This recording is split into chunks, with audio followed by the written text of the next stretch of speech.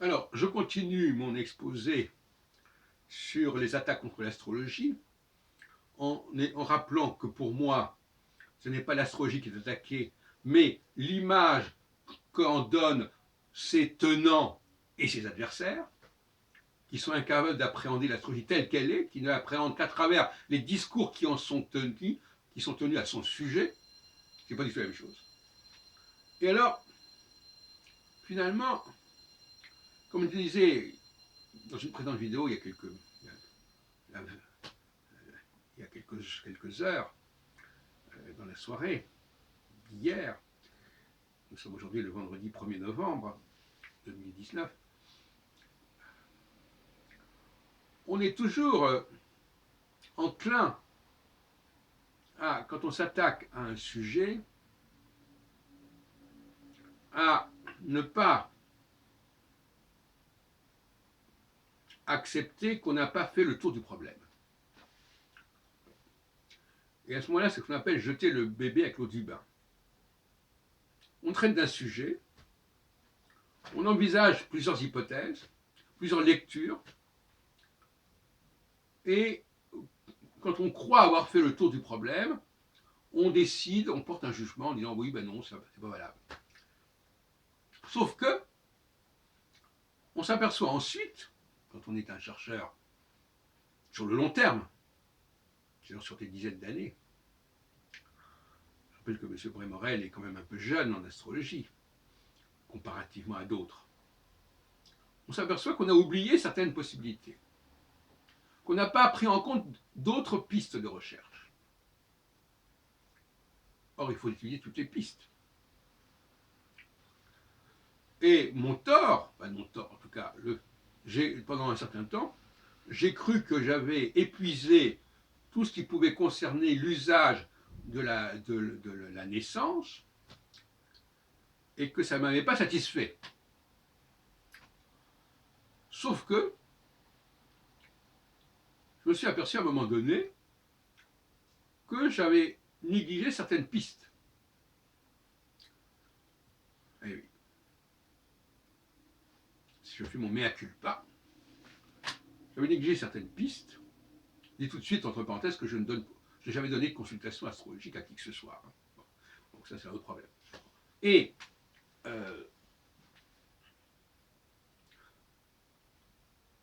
il y avait une piste qui est celle qu'on pourrait appeler celle de la théorie des âges. À un moment donné, je me suis un petit peu moqué de ces tenants de la théorie des âges, parce que dire simplement que quelqu'un a tel et tel caractère parce qu'il a tel âge, ça paraissait une astrologie vraiment réduite à la portion congrue. Au lieu d'étudier le thème astral et l'astrologie, on disait simplement il a tel âge. Et donc, vu qu'il a tel âge, il a tel et tel comportement. Mais cela dit, derrière cette présentation un petit peu bancale, je me suis aperçu qu'il y avait, par exemple, les travaux aussi d'une théorie sur laquelle il y avait des périodes de 7 ans en 7 ans. Ça aussi, c'était une piste que je n'avais pas complètement explorée, j'avais négligée.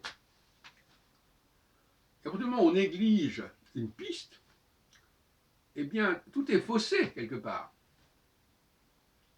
Parce qu'on travaille sur une pratique qui n'est pas la bonne, et on ne renforce pas la direction qui est intéressante.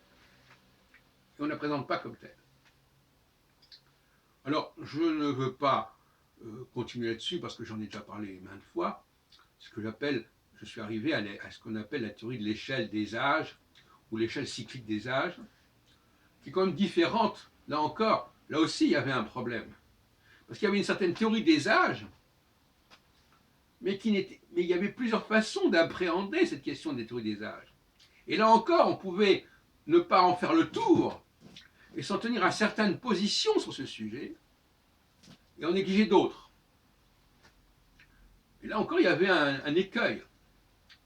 Premier écueil, croire qu'on avait fait le tour de tout ce qui concernait la question de la naissance.